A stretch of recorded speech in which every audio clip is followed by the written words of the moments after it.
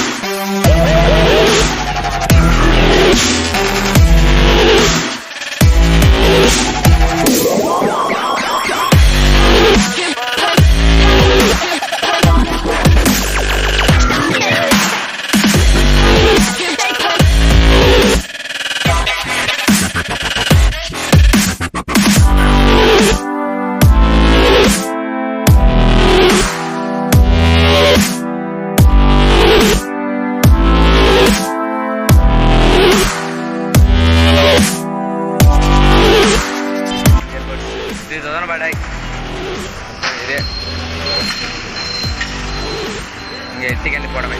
Bye bye bye.